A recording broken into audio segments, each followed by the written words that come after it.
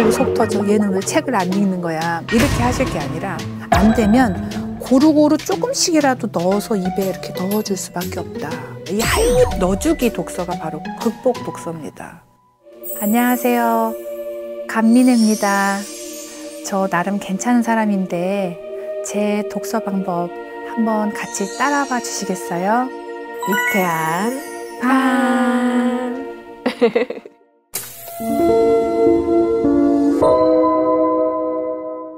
안녕하세요. 저는 서울대학교에서 책 읽기와 글쓰기를 가르치고 있는 남인혜라고 합니다. 반갑습니다.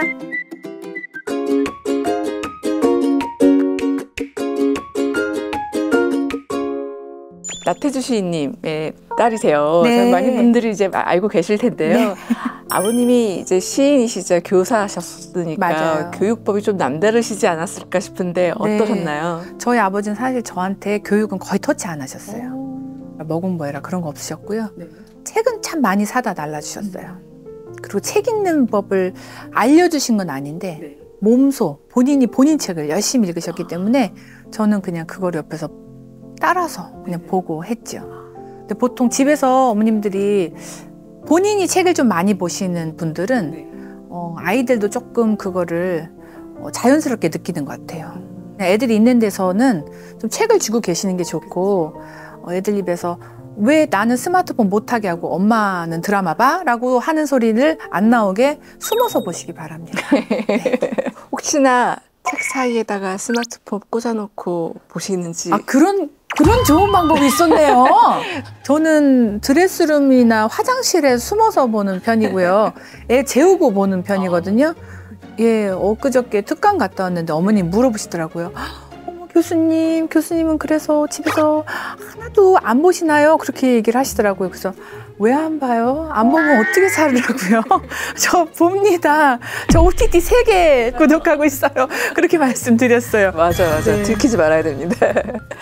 그렇게 좀 자유롭게 그냥 맡겨놓고 아버지가 키우셨다면 그대로 또 혹시 자녀들에게도 그 방식 그대로 하고 계시는지 아니면 다른 걸 좀 보태셨는지도 궁금한데요. 사실 저는 네. 알아서 좀 잘하는 편이었어요. 아버지는 저한테 고마워해야 돼, 진짜. 요즘은 할 것도 너무 많고 안 해주면 나도 불안하고 안 해주고 그냥 둔다고 해서 얘가 잘 된다는 보장도 없고 책은 읽혀야겠다. 책 읽는 것이 모든 공부의 근원이다 생각하고 책 읽는 환경은 인위적으로 조성하려고 노력을 한 편이긴 맞습니다. 아이들이 지금 매일 꾸준히 그러면 독서를 좀 하고 있는 거죠? 큰애는 고등학생이라서 매일 꾸준히는 못하고요. 초등학생 5학년인 둘째가 있는데 둘째는 정말 토요일, 일요일까지 매일 꾸준히 책 읽고 있습니다. 사실 이렇게 독서가 중요한지 알지만 우리가 뭐 쉽지 않다는 것도 또 알기도 하고요. 맞아요. 교수님이 생각하시는 독서란 무엇이다라는 정의를 한번 좀 내려주시면 또 좋을 것 같아요. 저는 독서는 삶을 사는 것뿐만 아니라 모든 이해의 근간이다. 우리가 사람도 이해해야 되죠. 세계도 이해해야 되죠. 신문 기사를 읽어도 그 뒤에 있는 어떤 맥락도 이해를 해야 되고 배경도 이해를 해야 되고 이런 읽기가 사실은 학창 시절에만 끝나는 게 아니고 직장 생활에서도 자기 인생 꾸려나가는 데도 계속 필요한데 그 읽기 능력을 갖추는 거야말로 저는 제일 중요한 능력이 아닌가. 이거는 우리가 축구를 잘하려면 말씀 많이 하시잖아요. 손흥민 선수 너무너무 훌륭하잖아요. 근데 그 아버님께서 기초적인 드리블 연습을 그렇게 많이 시키셨다고 했잖아요. 기본적인 거 가르쳐 주셨다고 했는데 저는 읽는 방법, 독서 방법 요거를 몸으로 체득하는 게 평생 가지고 가는 자기 기본 기초 체력을 갖추는 거라고 생각을 해요. 우리가 운동을 할 때도 코어 힘이 없으면 이걸 들다가 다치거든요. 인생의 코어 힘을 기르기 위한 독서. 저는 이렇게 정의를 하고 싶습니다. 멋있네요. 갑자기 생각한 건데 너무 멋있다. 너무 멋있다. 이렇게 멋있는 말을 했어요. 이런 말을 적절해서 만들어내세요. 진짜. 이런 거 하는 이런 센스도 사실 책에서 진짜. 나온 거예요. 네. 책 읽어야 돼요. 어머님들 책 읽히셔야 돼요. 이거는 애들한테 나쁠 게 하나도 없는 거예요. 그러네요. 네. 고등학생 그리고 초등학교 5학년 이렇게 있으시잖아요. 이 개성이 다른 남매를 어떻게 독서를 시키고 계시는지도 말씀해 주시면 도움이 될 것 같아요. 사실은 독서 어떻게 하면 잘 시키나요? 라고 질문들을 많이 하시는데 절대적으로 이게 공식이야 라고 하는 거는 딱 하나밖에 없어요. 본인이 좋아서 읽어야 돼요. 처음에 어렸을 때는 재미가 있어서 읽어야 되고 나중에는 읽으면 이거 꿀인데 나한테는 플러스 알파가 되는데 여기서 뭘 찾을 수 있는데 이득이 된다라고 하는 머리가 생겨야 돼요. 근데 그 이득이 된다는 머리가 초등 때는 안 생기죠. 그냥 재미로 접근을 해야 돼요. 기본적으로는 읽는 것 자체를 애가 고통스러워하지 않아야 되고 아 이거 재밌구나 퐁당 빠지는 나이브하는 경험을 해줘야 되거든요. 안나 까레리나의 첫 문장 굉장히 유명합니다. 유명하죠. 아시죠? 네, 알죠. 행복한 집은 다 비슷비슷하게 행복하대요. 근데 불행한 집은 서로 다른 이유로 불행하다 이렇게 나오잖아요. 책을 잘 읽는 집은 비슷해요. 엄마 아빠가 책을 손에서 놓지 않는 거 그런 건데 책을 우리 아이는 안 읽어요 라고 이제 조금 질문 상담을 하시는 어머님들 보면 조금씩 상황이 좀 달라요. 둘째인데 책을 어떻게 해서 안 읽는다. 5학년인데 책을 안 읽는다. 학원을 보내는데 책을 안 좋아한다. 학원을 안 보내는데 책을 좋아한다. 이런 식으로 조금씩 다르거든요. 그래서 그거는 요즘 말로 하면 케이스 바이 케이스가 너무너무 많으니까 내가 어머님들이 신경 쓰실 건 딱 하나예요. 아이가 흥미를 느낄 만한 책을 내가 재미나게 잘 접근할 수 있도록 인도를 좀 해주고 있는가. 그거 그리고 내가 아이한테 본을 보이고 있는가. 그거 두 가지만 생각하시면 되겠고요. 나머지 디테일한 그런 상황들은 그때마다 좀 응용력을 조금 적용을 할 수밖에 없을 것 같습니다. 두 아이 키우시면서도 성향이 다를 거니까 많이 달라요. 맞춤해서 좀 적용하고 있는 게 있으시다면 어떤 걸까요? 이거는 뭔가 공식화하기는 좀 어려운 얘기인데 첫째는 그래도 좀 책을 혼자 있는 시간이 있으니까 좀 읽는 것 같아요. 어렸을 때 자기 혼자 아이였으니까 주변에 이제 할머니도 계시고 아빠도 있고 엄마도 있고 그러니까 세 사람이 서로 다른 책 읽기를 좀 해줄 수가 있어요. 그래서 얘한테만 집중 포화가 됐거든요. 근데 둘째는 조용하게 혼자 책 읽는 시간을 확보하기가 좀 어려워요. 그렇죠. 누나는 항상 뭔가 신문물을 가져오거든요. 누나가 반짝반짝 뭔가 갖고 왔어. 막 이유식 먹다가도 뭔가 아는 거야. 저기가 재밌다. 그렇기 때문에 재미가 그쪽으로 가거든요. 그게 나쁘다는 얘기는 아니고 둘째는 또 둘째 나름으로 조용한 환경에서 엄마랑 같이 책 읽는 시간을 좀 확보해 주는 것이 필요하다 이런 생각이 듭니다. 그리고 남자아이 같은 경우는 가만히 좀 앉아 있는 거를 좀 힘들어하는 경우가 많거든요. 근데 그런 경우에는 막 아우 속 터져 얘는 왜 책을 안 읽는 거야 이렇게 하실 게 아니라 저는 이런 것도 해봤어요. 책 사이에다가 끼워 넣는 거예요. 근데 흔들면 안 돼. 흔들기 안 되고 이렇게 하는 거 안 되고 그거를 10개를 모으면 엄마가 뭐 아이스크림 편의점 가서 뭘 사준다던가 뭐 그런 식으로 하기도 하고 로만 가지 걸 다 해봤습니다. 유혹의 요소들을 좀 뿌려놓고. 네, 만약에 저는 이런 얘기를 들었어요. 남학생들은 길을 갈 때도 똑바로 안 가요. 뿅뿅뿅뿅뿅뿅. 직선이 이 직선거리가 가장 빠른 길입니다. 이렇게 하고 좀 가면 되는데 얘네는 계단을 올라갔다가 슈동 돌아왔다가 막 화단에 뭐 점프해갖고 낙엽을 잡았다가 그렇게 가요. 그래서 그게 약간 마리오가 이렇게 게임을 하러 갈 때 다른 계단을 뿅뿅 해서 뭐 하나 먹고 내가 찾다가 또 뭐 뿅뿅뿅 뛰어서 뭘 먹고 이런 거 한다고 들었어요. 그래서 저거를 책에다가 적용을 하면 너무 좋겠다. 그래서 우리 아들한테 그걸 써먹었었거든요. 그랬더니 제법 효과가 있었어요. 네. 그림책 읽을 때 참 잘 읽던 아이였는데 그렇게 책을 사랑하는 아이였는데 줄글이 늘어나기 시작하면 애들이 이제 싫어하고 다가 스마트폰 한번 생기면 이제 바로 거기서 중단이 시작되고 이러잖아요. 네.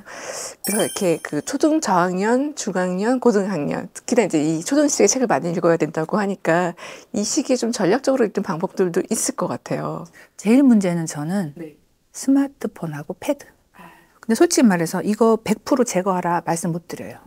불가능해요. 저는 10분을 줘요. 근데 정말 뭘 잘했어. 막 그러면은 이제 얘가 좀 딜을 하거든요. 그러면은 딜을 받을 때도 저는 그냥 받지 않아요.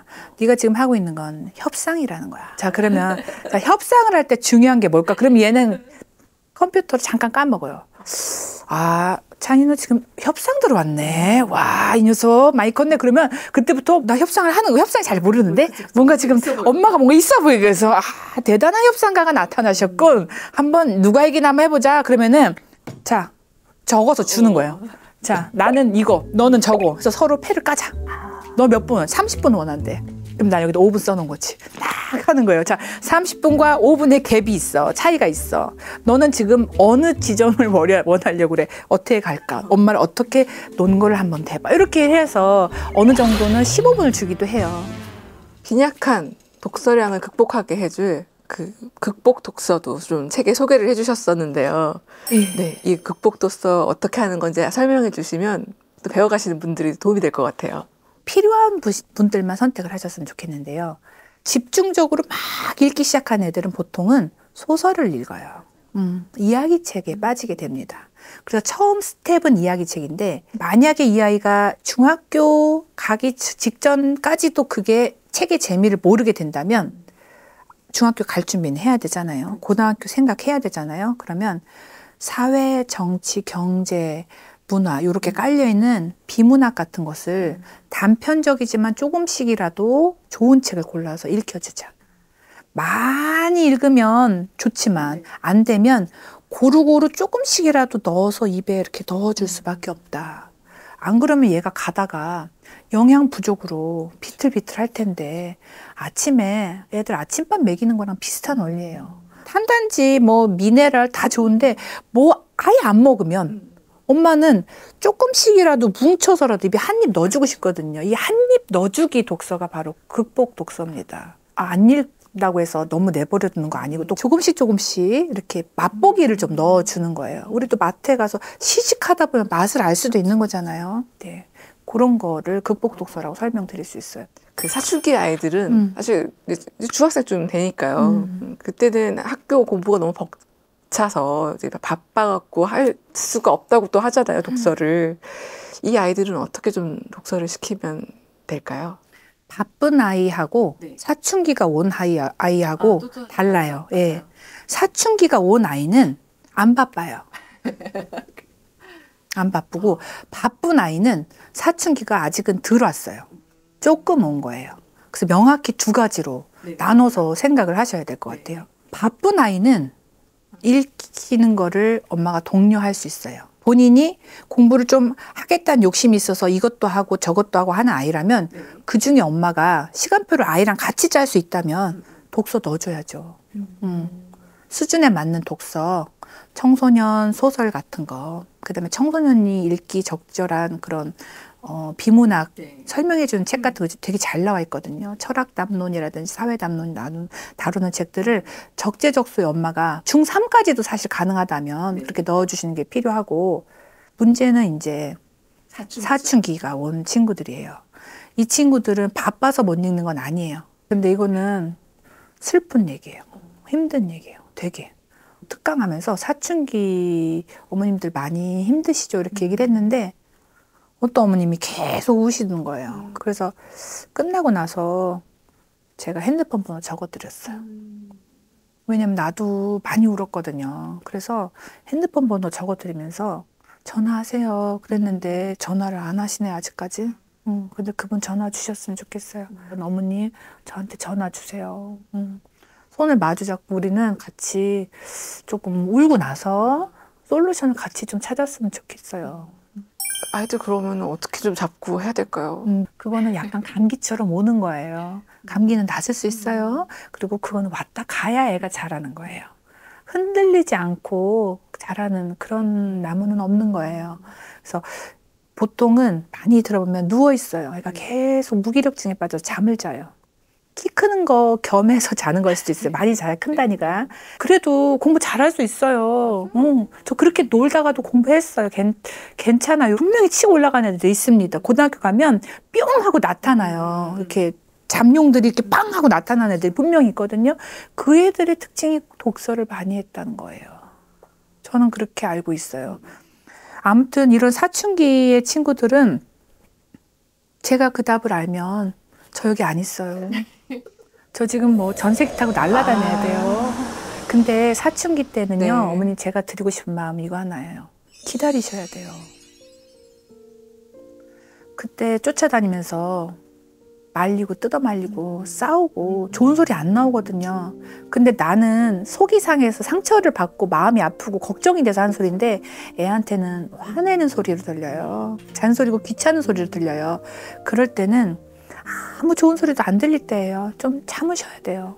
저는 한 2년을 눈물로 어떡하지? 그렇게 어떡하지? 그런 시기가 오는데 제 말할 때 제일 많이 오셨던 게 어머님 사춘기 그 아이 돌아와요. 돌아옵니다. 그 얘기를 들었는데 어머님한테는 아직 믿기가 어려운. 근데 돌아옵니다라고 했더니 그때부터 막 눈물이 많이 흘리시더라고요. 그래서 너무 마음이 아팠어요. 왜냐면 저도 아니까 뭐 이해하시는 어머니 너무너무 많을 거예요. 진짜 사춘기 유형도 다양하게 애들이 이제 보여주니까 네. 다들 뭐 너무 어려웠들 하시는 것 같아요. 뭐. 그때 어머님들 책 읽으시면 좋겠어요. 어머님의 책. 저는 그래서 스님들 책하고 인생 수업하고 그런 거. 인생이란 무엇이고 죽음이란 무엇인가. 약간 마음을 비우는 방법, 약간 이런 거. 자아를 찾는 방법. 이런 견눈질을 하면서 조금 마음을 달랬어요. 이너피스. 그쵸. 대치동에 사시니까요. 네. 그 폭풍이 요란하게 부는 곳이기 때문에 그 안에서 어떻게 중심을 잡고 계실지도 여쭤보고 싶은데요.